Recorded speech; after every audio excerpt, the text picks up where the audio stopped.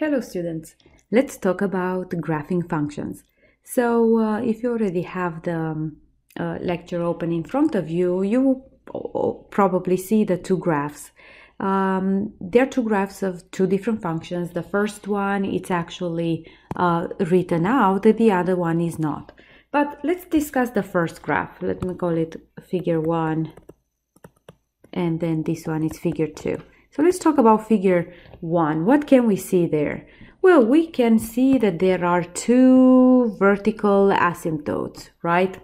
So where are they located? What are those points?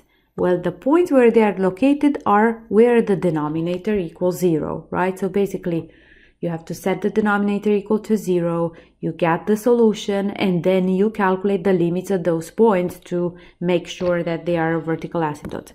There is a horizontal asymptote as well. Where does that happen? Well, it looks like it's 5. How come it's 5? Well, because you have to calculate the limit as x is approaching infinity and negative infinity of the function. What else we see? Well, we see that there is an y-intercept here, and we also see there is no x-intercept. So basically, this time we do have the points, and we can also notice that there is a maximum, a local maximum, and so on. So this time we see all this just by looking at the graph. But in the future lessons, in the future problems, we are going to actually create the graph from scratch. So let's start our first problem. It says graph. Well, in order for us to graph, we'll need to find many things. So step 1, I'm going to find x-intercept. So how do I find x-intercept? Well, set f of x equals to 0. What does that mean? 2x minus 3 over 2x minus 8 equals 0. Well, when it's a fraction 0, when the numerator is 0. So if we solve this, x equals 3 over 2. So basically the point 3 over 2, 0 is the x-intercept. I'm going to highlight it because I'm going to come back to it later. It's important. Step 2, find the y-intercept. Well, how do we do that? We set x equals to 0. So it means f of 0 equals negative 3 over negative 8, which is 3 over 8. So the point 3 over 8, it's our y-intercept. Highlighted, we'll come back to it later. Step 3. I want to find the domain. Well, if we think about the domain,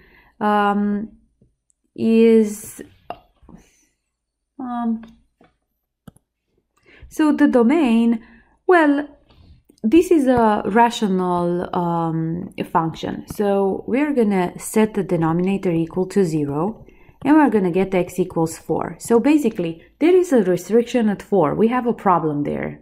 At 4, the denominator is 0. So then the domain, it's everything except 4. So how we write that is from negative infinity to 4, union 4 infinity. Step 4, let's look for asymptotes. So let's talk about vertical asymptotes. Well, the vertical asymptotes happen at points where the domain is restricted, or where the denominator equals to 0. I forgot to highlight this part because that's important too. Okay, so going back to vertical asymptotes, we check if x equals 4, it's a vertical asymptote. How do we do that? Well, remember we talked about vertical asymptotes in this class. So we are going to calculate limit as x is approaching 4 of f of x, so 2x minus 3 over 2x minus 8. And we are going to calculate as x is approaching from 4 from the left. So we get 8 minus 3 over 0. What kind of 0? Well, it's coming from the left, so it's 0 negative. So we get 5 over 0 negative, which is negative infinity. Limit as x is approaching 4 from the right of 2x minus 3 over 2x minus 8 is 5 over 0 plus, which is positive infinity. So because we got plus minus infinity, x equals 4, it's a vertical asymptote. Put in a box, highlight, we need it.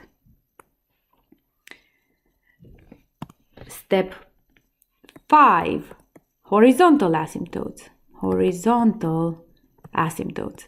Well, how do we find it? We calculate the limit as infinity. So limit as x is approaching negative infinity of 2x minus 3 over 2x minus 8. If you remember, well, if you calculate, you get infinity over infinity, or negative infinity over negative infinity. So if you remember, if the degree of the numerator equals the degree of the denominator, the limit is the coefficient of the leading term over the coefficient, so it's 2 over 2, which is 1. Well, even if it's going to positive infinity x, we still get 1. So basically, y equals 1, it's a horizontal asymptote. Another important fact. Well, if we have horizontal asymptotes, then no slant asymptotes. Okay, step 6. Let's discuss derivatives, right? Because the first derivative, it's giving me information about critical points or points of extrema, right? Maximum value, maximum or minimum. So let's do that. F prime of x. Well, it's 2x minus 3 over 2x minus 8, everything prime. So as you can see, in order for us to graph, we'll go through every single thing that we learn in our calculus class. So how do we differentiate a quotient? Quotient rule. So let's not forget, f over g prime is, you can pause, put the formula in, and then we'll continue. Or you can pause the whole thing and do your own derivative and then double check with me. So formula f prime g minus fg prime over g squared. So 2 times 2x minus 8 minus 2x minus 3 times 2, everything over 2x minus 8 squared. So let's do the algebra. So 4x minus 16 minus 4x plus 6 over 2x minus 8 squared equals, these two cancel, so we get negative 10 over 2x minus 8 squared. Now, do we have any solution? So I want to find critical points. Critical points. Where do we find the critical points? Well, we have to set f prime of x equals to 0. So in our case, we have negative 10 over 2x minus 8 squared equals 0, which has no solutions, right? Because in order for a fraction to be 0, the numerator has to be 0, but the numerator has a number. So negative 10 divided by no number or expression is going to give us 0. So no solution, we'll leave it like that. Step 7. Well, step 7, we're going to do the second derivative. Well, we already have the first derivative, so 2x minus 8 squared. And we have to differentiate it one more time. Again, quotient rule, so we have negative 10 prime times 2x minus 8 squared minus negative 10 times 2x minus 8 squared prime. Everything over 2x minus 8 squared, everything squared, so to the fourth. So this whole quantity here that I'm going to highlight, it's 0 because negative 10 to the second is 0. So we end up with 10 times, so I'm here, so that's why I wrote 10. Now, how do we differentiate this piece, the one that I marked with green? Well, we're going to use chain rule. So is 2 times 2x minus 8 times 2x minus 8 prime, which is 2. Everything over 2x minus 8 to the fourth. So this one cancels with this, we give 3. So we get 40 over 2x minus 8 to the third. So again, to find inflection points, so look for inflection points, we have to set the second derivative of x equal to 0, so we get 40 over 2x minus 8 to the third equals 0, which has no solutions. again. Well, I'm just going to cross out this one, and I'm going to continue solving the problem here. So we did a lot of work here. So I am going to summarize it into a table. So step 8, let's make the table.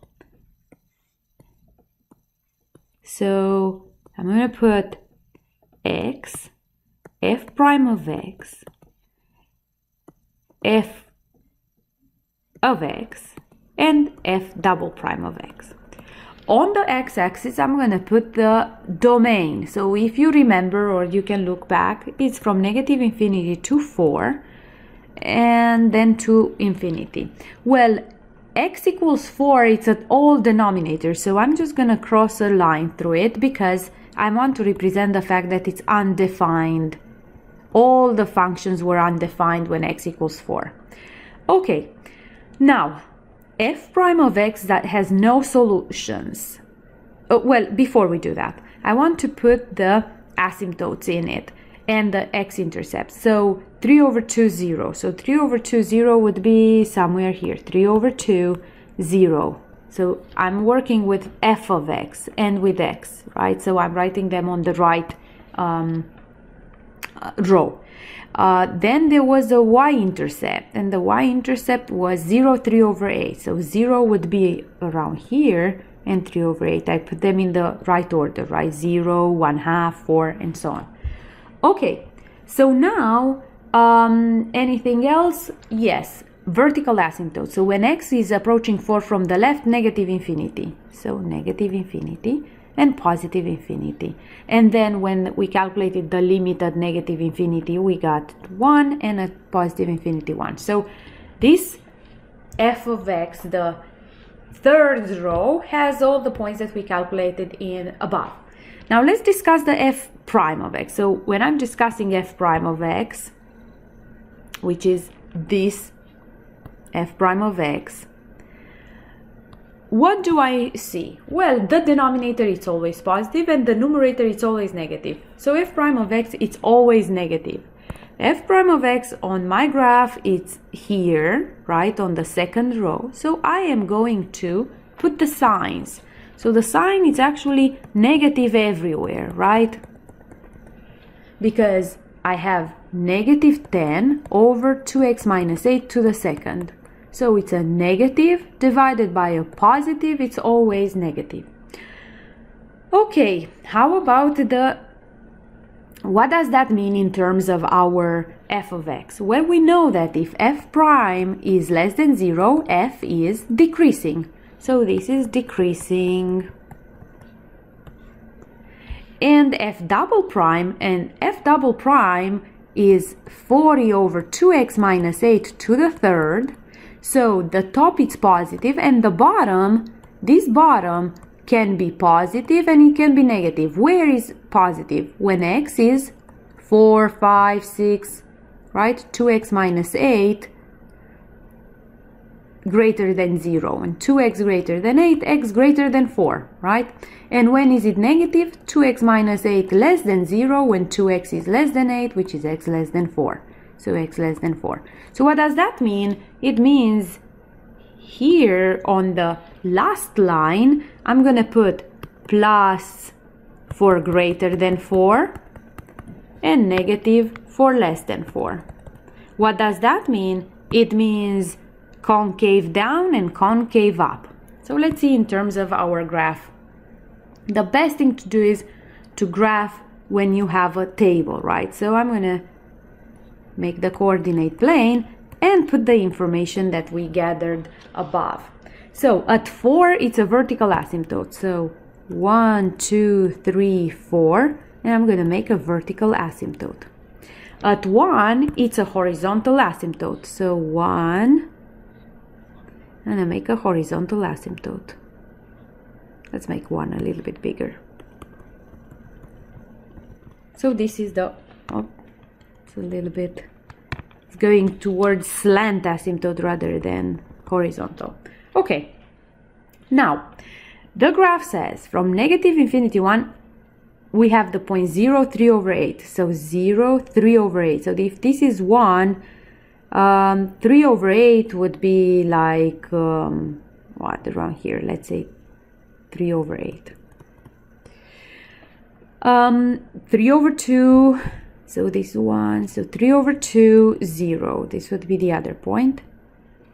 So basically, this is what I'm reading. This is a coordinate. This is another coordinate. Okay, so the graph says this. From negative infinity 1, so from negative infinity 1 around here, it's going down to 0, 3 over 8. So from negative infinity 1 goes down to 3 over 8. Then it goes down to 3 over 2. Then it goes down to 4 negative infinity. So the graph looks something like this. Then from 4 positive infinity, so around here, it goes down to 1 to infinity 1. So like this. Okay, so just grab your calculators and check if the graphs match. I hope this helps, and try to solve the other ones on your own, and do not hesitate to take a picture of your work and send it to me if you have any questions. Okay, we'll talk soon.